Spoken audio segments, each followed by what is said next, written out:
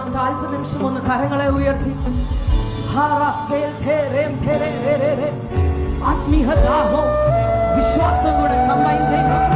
പുറത്തു വരുന്നത് നമുക്ക് വേണ്ടിയുള്ള വിഡ്രോവലാണെങ്കിൽ ഇന്ന് പകൽക്കാലം സൗഖ്യം തേടി വന്നവരോട്, ഇന്ന് പകൽക്കാലം വിടുതൽ തേടി വന്നവരോട്, ഇന്ന് പകൽക്കാലം